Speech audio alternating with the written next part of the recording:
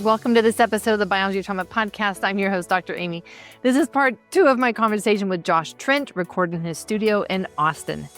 In part 1, we traced the line between resting and escaping. In this episode, I share the animal research that made me recognize myself and the version of me that had stopped trying without knowing it. We talk about a pattern of learned helplessness, why it gets mistaken for laziness or weakness when it actually is a survival response. And more importantly, what it costs practitioners who have to generate energy every morning to show up for the people they serve. At the end, I will show you how to see your pattern of response to too much too fast, because you cannot change a pattern you cannot see. Let's get started.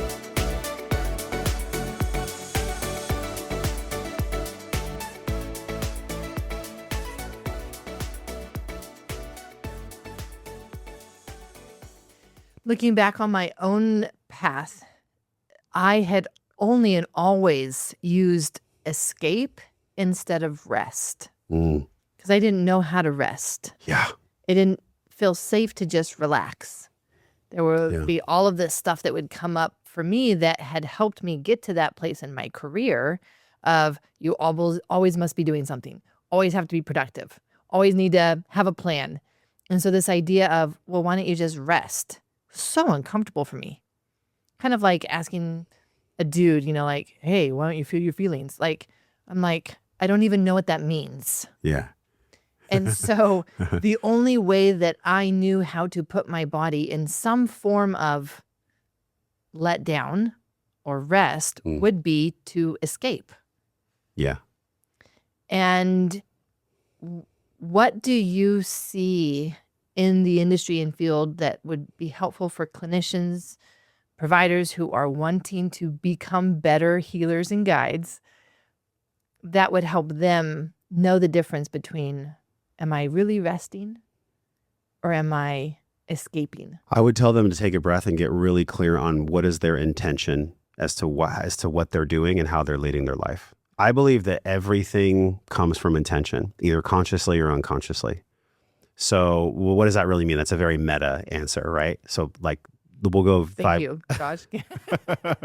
we'll Earth level, please. We'll go 5 layers deep. But at the core of it, though, and I don't mean to be reductionistic, although I know this sounds reductionistic. It's just, for me, it is what it is. When I've ever been out of alignment with my pure heart, if I have a pure heart behind why I'm doing something, and that pure heart can be really felt, then whatever roadblocks, whatever challenges, whatever stress comes up, it's at least workable, and I don't have to retreat to coping mechanisms. I have found that in my life, when my intention and my come from is not pristine, pure, and I'll talk about a way to get clear on this intention that I've formulated. Curious to get your thoughts on it too, especially as a healer yourself. I have found that in my life, when I'm not super pristine and clear about my intention, about why I'm doing something, about how I'm living my purpose, who am I, what do I stand for, why do I do it? If I can't answer those questions and feel total peace in my body when I answer them, then it just means back to the drawing board. It doesn't mean judgment. It just means back to the drawing board. So I would say for clinicians or healers or people that work with people of any kind, if you're feeling discontent or if you're feeling disheveled about what you're doing, don't go into the mental stuff of what programs, what marketing, what things do I need to do. It's more that you get to spend time in more silence and figure out what is in my heart that hasn't been said to myself first and foremost that my clients can feel, because they can feel that from you. What's being felt and not said is still being felt. So they can feel it from you in a really neural system way, right? The enteric nervous system, it's there's this 6-foot radius that I've learned about. My gut is talking to your butt. The Stephen Porges, right? The micro muscles on our face. Your face and my face are seeing if we can trust each other right now. The clinicians, your face and your client's face is doing the same thing. Are you bracing? Are you tensing? They can see that. And so I think it's really about the come from. So now let's go one step lower from the meta. I developed the Authentic Abundance Map. And I feel like the best place to start is actually a Japanese concept. It's called Ikigai. Oh, have you heard of it? Yes. So it's really cool. It's these, what do you love to do? What does the world need? What will you get paid for? And you put these three categories together. In this center, there's this beautiful sweet spot. What does the world need? What can you get paid for? What do you love to do? And Alan Watts talks about this. Great philosophers talk about this. I mean, there's probably hundreds of thousands of books written about finding your purpose, right? But the crazy part about finding your purpose is it's going to be something that actually chooses you. It's not going to be something that you inherently choose, unless you're part of that like 1% that knew they wanted to be a fireman I was talking about. It does, maybe you choose your purpose. But for the vast majority of us. That, I would say it chose you, right? It chose you. You know that so early on. For sure. Then yeah, you could say that. It chose you. So I think there's three really big questions to get clear on. What is my purpose? What is my identity attached to that purpose? How do I serve? What is the vehicle or the medium of how I serve? How do I get compensated for that service? How do I reassess and know when it's time to rinse and repeat? So it's this map that I've developed, and I have it in the Liberated Life tribe. It's at liberatedlife.com. And it's free. It's 100% free because I built it because I needed it so badly in my 20s that I just didn't have a map. It's like, where's the map? I built that map. And so anyways, once we've answered those questions, I think the biggest piece is, how do we actually know what our purpose is? We know what our purpose is when we know our identity. When I identify as something that I actually am, instead of pretending that I'm something that I'm not, then I can get really clear on my purpose. So if I have an identity of being a trustworthy leader that shares his mission with the world in honesty, and he expresses his emotions with honesty, because that's my identity, that's how I identify in the world, then I can just stack my identity to the ikigai. And I can combine my identity with that ikigai, and I can spend time researching and figuring out, what do I love? What do I get paid for? What does the world need most now? And I would bet, and you could probably answer this deeper than me, I would bet that most clinicians or most care practitioners, healers, get into the work because of something that they were dealing with in their life. And that fuel source of what they were dealing with, and the anger and the frustration and the sadness and the grief of what they used to deal with, that drove them to do what they do now, at some point, the identity informs the self that fuel source no longer works anymore, that you can't run the vehicle on an old fuel. You get to have an upgrade. And so what used to drive many clinicians or many healers of any kind was their own wounds, their own pain, their own processing. And it's a beautiful thing. I don't think there's anything wrong with that. I think it's really amazing, actually, because our wound becomes this really great tool to share wisdom. But if we're not careful with our intention, I think this is the question you asked, is like, how can clinicians really identify the direction they're going in and get clarity and have focus on their purpose? I think it's being honest with oneself that your purpose is going to shift and change over time. So what you did for 10 years or 5 years or 15 years, you might wake up one day and your body will just tell you, hey, I think we're done. And you have to have the courage to be able to meet that with grace and take care of your responsibilities that are attached to the old identity, and then grieve the old identity. This is the missing piece. If I could say one thing that everybody gets that I'm still working on myself, it is to grieve the old identity fully. Because grief, if you look at Hawkins' work in the frequency scale, grief will keep you in lower density. I don't know the exact, I think it's 100 or 150 of grief. But then pride is 175, courage is above that, and then acceptance and love are at 400. So if I'm vibrating at 25 to 100, which is shame and grief, it's really challenging to create momentum in your life as a clinician or as a human being to accept the new identity and to grieve the old. In other words, we get to grieve what was, and fully grieve it. I mean, like snot bubbles, medicine ceremony, the mess, the conversation with the people that you're not speaking to anymore, or the severing of what used to be like. But there's freedom there. There's really big freedom. Even this year, Aimie, I've had like so many friendships cut. And initially I was hurt by it. And now I see it as this beautiful gift because it creates spaciousness for me to spend time with my family, create curriculum, be with God, take care of my health, and be with my purpose. And I don't have a lot of space for other stuff now. And I think that's just the season I'm in. But I'm 45. If you would have told me that at 30, I would have said, you're crazy. this is my purpose and I'm doing it from my wound. And so I just think we all go, to round it out, I think we all go through these fuel sources that drive us for a while, but a clinician or a healer gets to be honest with themselves about, well, what's the fuel source that used to work? And what's the honesty moving forward about how I want to sustainably fuel my dream? I think as practitioners, clinicians, it is very evident the energy that has to be generated to create the momentum to even show up. And depending on your level of showing up, that will depend on the amount of energy that you have to generate, especially if you've got these lower frequency vibrations, or call it a freeze, functional freeze, whatever your preferred terminology. It's the same thing that we're talking about, but that requires an exceeding of energy to overcome that. And that is why I see so many clinicians and providers doing exactly what I used to do, which is I feel that heaviness, shame, grief, imposter syndrome. I feel all of that, but I know that to show up to do my job, I can't feel that. So I've got to create the energy. How do I create the energy? Coffee. Yeah. Caffeine. Yeah. Exercise. Novelty. The excitement. The drama. Anything that will get adrenaline pumping through my veins. And I talk about being unconscious. I had no idea that I was doing those things in order to show up. In order to serve others, yeah. In order to serve others. It's such a trap. It's such a trap. And we have to go through it, actually. I think we have to go through it. I don't think there's any other way. I don't know if somebody hearing you say that would actually be like, ding. Maybe they would if they're at the right timing. The right timing. But most people need to start at the start line and run the race a little bit. Well, the problem but you don't have to. was that to even think at that time in my life, to think of not using those sympathetic drivers. Yes. Was the most foreign concept. Like, this would be death.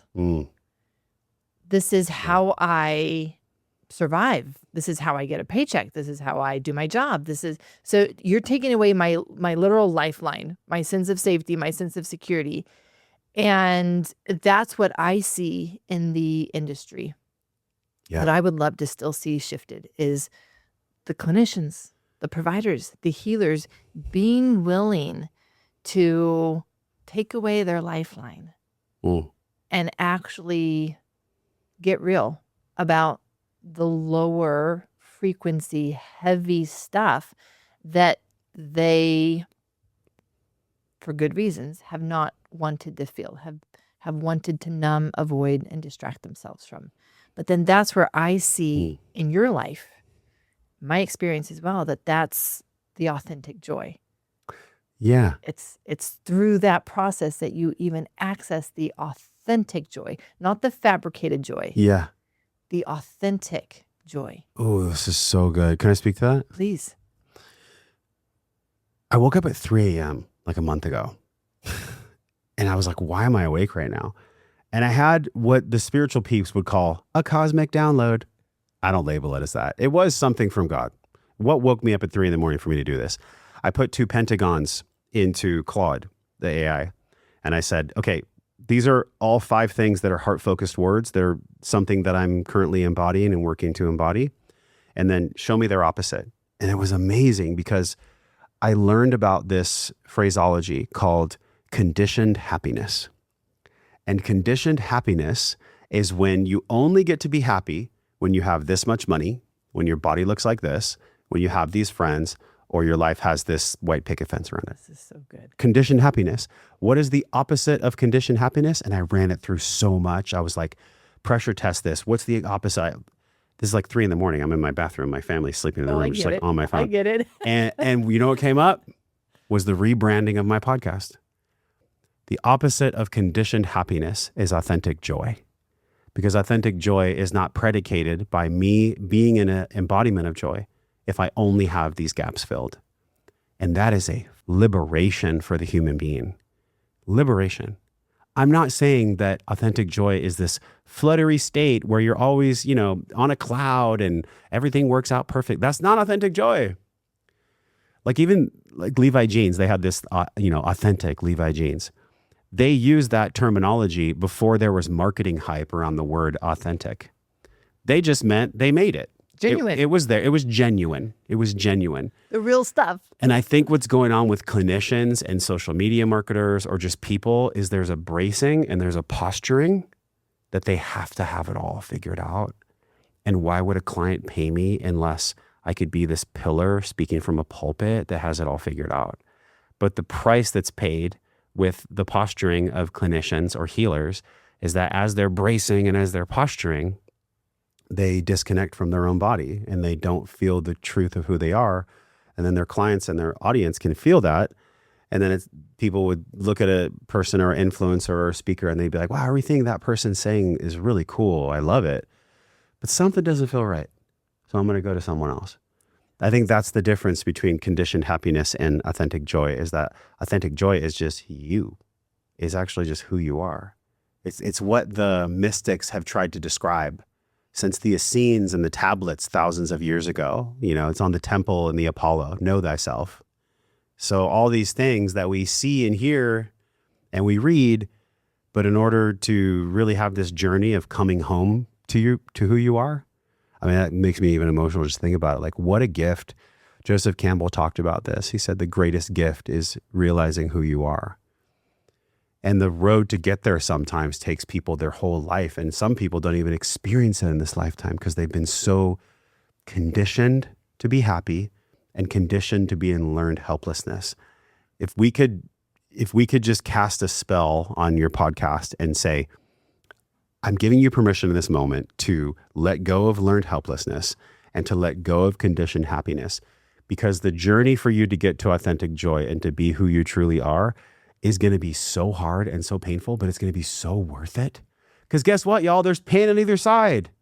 There's pain if you're in learned helplessness and conditioned happiness. And there's pain if you go towards authentic joy. Which one has the better payoff? It's authentic joy. There's pain on either side is what I'm saying. I think that's what we all get to digest. You're taking me back to a moment when I had to decide, what do I put in the final chapter of my book? Ooh. How do I wrap this up? Yes. Biology of trauma is such a huge topic. I've done my best massive. To organize it into these concepts that people can grasp. At the end of the day, it's a big topic. That's so big. And how do I wrap this up for people? Yeah. And chapter 18 was exactly what you're talking about. I tell the story of Seabiscuit. I don't know if you knew. The horse? The horse. Oh, yeah. I opened the chapter with this, confessing. Yeah. It's a confession of me watching a movie about a horse and I'm crying. Sweet. I'm bawling. Yeah. Because it's a good movie. It represents the human race so much. Here was this horse who was conditioned to lose. He had been raced up against the bigger horses, forced to lose. And so now he already knew that he was going to lose. He was conditioned to lose. And you bring him in and you're like, but you're so much more. And what they did to break that reprogramming was take him out into the fields and just let him run, just to run. Find himself. Find the love of running, not the love of winning, the love of running. Authentic joy. Yeah. Find that and then go out into the world and see what happens. But now it's no longer the forcing that was both of our previous mindsets. Yeah. It's this idea of flow. It's just, it's the opening up, but you have so much more energy behind that flow because it's not being held back by the grief, by the shame, by the programming, by the old map.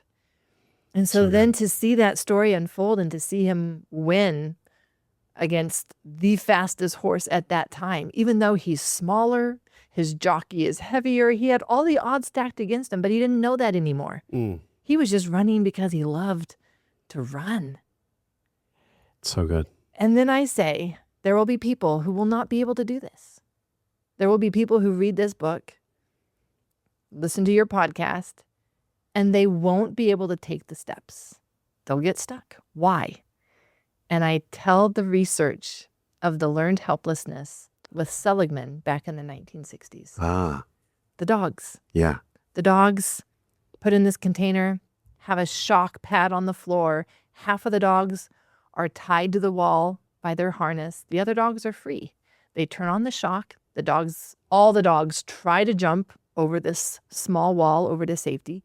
But the dogs that were tied to the wall couldn't. They couldn't be successful. Mm-hmm. You repeat the experiment now. All of the dogs are free. None of them are tied up. But the dogs who have been programmed for learned helplessness didn't even try. And now they laid down on the mat that was shocking them and whimpered. It's a harsh reality of the human neural system to realize that was me. That's who I used to be. I used to expect everything to be hard. Yeah. I expected everything to go bad. I expected to be the failure. And so I wouldn't even try sometimes. I would just lay down on the mat and whimper. Mm-hmm, mm-hmm. And so what you've brought up today is powerful, powerful programming. I've got to overlay on the beauty you just laid out. The memory that came up for me when you were sharing that was actually a recent memory. I'm excited to interview you, so y'all listen, please, on the next podcast. In your book, there's a lot of phrases and a lot of models, but the essence that I feel from your book is about being in your body, knowing what's going on in your body, so that it's not just a mental program anymore. That's like, not to essence your book, but that's what I'm getting from you and your book. There's a lot more there. That's what came up for me recently with my dad who came here to visit. He's never met my son, my daughter. He hadn't met my wife. We had gone 5 years plus of not really communicating or seeing each other. And I extended the olive branch and I said, hey, nonviolent communication, I'm feeling grief and sadness about you not knowing your grandchildren, about, let's love. Let's come back to some semblance of love. But I only got there because of the concepts that you talk about in your book of feeling and knowing how to access feeling points and knowing what to do with how I feel and not treating it like it's just this dogmatic mental sentence. And so he comes and we're hanging out and I'm doing my best. It's kind of like what Ram Dass said. If you think you're enlightened, go spend a week with your parents. It was kind of like that. And I'll never forget, like you were describing the learned helplessness and Seabiscuit. We're standing, it's like the morning he's leaving. And I was pretty upset with the way he showed up. And it was like a big spiritual practice just to spend time around him. And he says something to me that reminded me of the dog who laid on the mat that you shared. And he said, nice house. You better make your payments. They'll come take your house away from you. And I was like, wow. At first I was triggered. And then I just went into compassion because I was like, what's going on in a human being to say something like that to another human being? It's because they think they're the dog on that mat. And they're just sharing with me from, it's funny, is from his good intention. From good intention. I don't think he's trying to inherently mess with me or anything. But that's just the level of consciousness he's coming from. And so my response was, interesting. I usually just do that when I can remember. If somebody says something that bothers me, I'll just say, interesting. It's a really clean diffuser. Interesting. And that reminds me of what you shared in Learn Helplessness with the dogs that you mentioned. Because whether it's my dad, whether it's any of us, we've got to, and I'll say this, we get to be aware of the learned helplessness and the conditioned happiness that we've been taught. If we're going to break the cycles and we're going to step into authentic joy, you cannot do it by going to a Tony Robbins on one weekend. You cannot do it by even doing 50 ayahuasca journeys. You've got to be aware that the learned helplessness and the conditioned happiness is so present in all of us. And there was a time on earth where I'm sure that wasn't there. We're not in that time anymore. I hope that my children get to experience that. And my work, my mission in the world is to bring myself that and others that. and to give us grace along the way, because we're going to go up and down. We're going to have contractions and expansion. It's really cool to get inspired on a podcast and like listen to an idea and be like, that's it. But one gets to experience ups and downs, highs and lows, expansion and contraction. When wisdom is brought forth, there can be an immediate upgrade. Like some of the things that you and I have been exploring can be life-changing upgrades in ways that people could have a completely different experience of their reality, complete different, scientific and spiritual, complete reality difference. But the missing piece is to give grace of the whole thing. And when I falter, when I'm not in authentic joy, can I turn to the part of myself that is wanting attention and give it some love and grace and attention? Because the faster I do that, the faster I'm going to be back in authentic joy. But authentic joy's opposite is the part of me that wants attention. I don't know if do you follow Joe Hudson? Have you heard this guy on YouTube? He said something so bomb, and then I'll pass it back to you. He said something so good recently. He said that sadness is the matriarch. Sadness and grief is the matriarch of all emotions. And she won't let her family enter the house unless everyone is welcome. You know, all the other emotions, joy, love, ecstasy. If sadness and grief aren't allowed in the house and they're not allowed to be felt, then the cost of that is all the other good high vibrational stuff. It's really cool. Really, really beautiful phraseology. I really love that phrase. Yeah, I still remember the time when I was listening to Brene Brown and how she said that you can't selectively numb feelings. Yeah. It was a wake-up moment for me because I realized I had been numbing grief. And as part of that, numbing all joy, connection, happiness. Yeah. And wondering, why am I not happy? So, last question for you, Josh. Yes. What do you think that some people misunderstand about you? That's probably the best question I've ever been asked. I don't think anybody's ever asked me. That's so good. What do people most misunderstand about me? I can come off kind of polished at times, and I think people might think that I have it all together or that I'm a certain projection of what they believe success might act like, feel like, look like. But what most people don't know about me is that I'm super fallible. I'm super honest. And sometimes my honesty and my fallibility can be perceived as harshness or weakness, but they're not. Earlier you asked me a question, I was talking about intention. So I can feel a trigger with my son and still have the intention of being there for him, either repairing or co-regulating. I can do the same with my wife, right? But when I falter, when I'm not perfect, then I'm sure that my son, my daughter, my wife experience me as harsh or whatever projection I'm putting out there, that they're being reflected back to them. And I think sometimes people can feel that from me, that I either have it all together or that my truth is harsh. I would say those two things are probably the most misunderstood things about me. But if people actually were curious and spent the time to get to know me, they would know that it's really just a way that I've figured out how to live a rich life, is by having those two things apparent. So I would say that's probably what most people get wrong.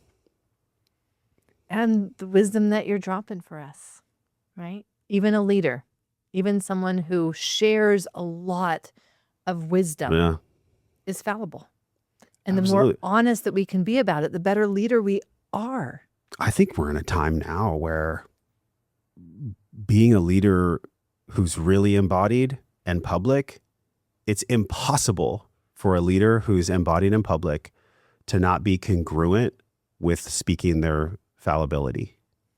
We don't trust people who have it perfectly polished and all together. We just don't. I've had people on the show that have come on and I thought they were going to be one way, and they come off really polished and perfect and all these things. And then I find things out about them and then I delete the episodes because I'm like, I can't go to sleep at night amplifying someone else's message that I found out isn't true to who they really are. And it's not judgment. It's just a discernment. So Well, and it's your responsibility as the leader. yeah, right. So I can share that. I think being a real leader is somebody who's able to be honest about where they actually are, where they are in their leadership capability, where they are in their learning. I apologize all the time. All the time. That's what makes a great leader. Or can I say one more thing? Please. Earlier, you were talking about the Seabiscuit, and it brought me to this. I love words. I was thinking about this when you were speaking about that. I'm like, yeah, to be in flow, freedom is the fuel source for flow. Yes. But fear is the fuel source for force. And I didn't make that connection until right now with you on this podcast. It just clicks. I'm like, oh, that's actually it. Like if I'm coming from a wellspring of freedom, then flow is a byproduct. Exactly. If I'm forceful, it's being fed by my own fear of trying to control an outcome, or what if this doesn't happen? What if it doesn't happen? I have to make this happen. I have to. We hold these false dichotomies because we've been trained to hold them. But you know what can blast the dichotomies wide open is Freedom, curiosity. The curiosity that comes in that says, does it really just have to be one or the other?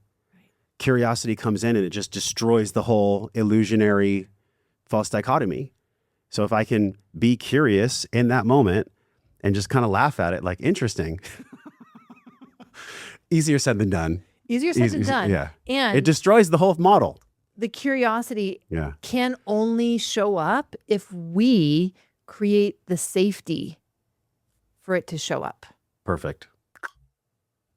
Yeah. And all it takes is just a little bit of safety, right? Because if I can just be curious about, is that really true? Yes. All the time? Yeah. In every scenario? That's all the safety that I need to just question that, become curious about it. I don't need the safety to change it yet, because that will come later. Yeah. And so this idea of all I need to do is just create enough safety for just this next step that I need to do. I don't need to create safety for the whole entire journey. Yeah. And make myself wait until I've created all of that safety to just take the first step. That's courage. That's courage. I mean, you literally just described, I think Malcolm Gladwell in his book talked about that. Right. The tipping point. Courage is not something that there's an absence of fear. Courage, there's a presence of fear, but we do it anyway because we're curious. There's something in our heart and soul that makes us curious about the outcome, that it doesn't have to be this or it doesn't have to be that. We know it could be that, but can we just die and surrender into the moment of curiosity? This is a very esoteric thing we're talking about, but it feels better to me. It feels better to me to play in these realms because these realms give us a different fabric and quality of life experience. So I'm not here to say that we should all wear like this big crystal and, float around on a cave, although sometimes that's cool. But I think there's a really elegant way to connect these two worlds of like, you know what?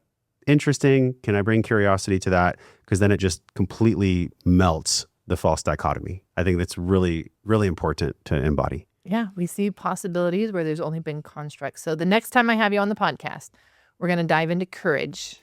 Oh, yeah. And the difference between a forceful courage and a curiosity-driven courage.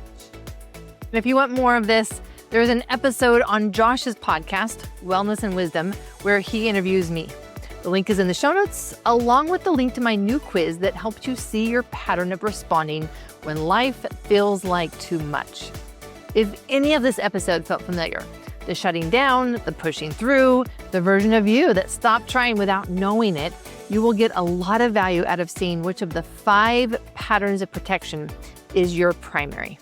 You can find that at biologyoftrauma.com/quiz, and the link is in your show notes. Thank you for joining me for this episode. I'm your host, Dr. Aimie, and until next time, lots of love.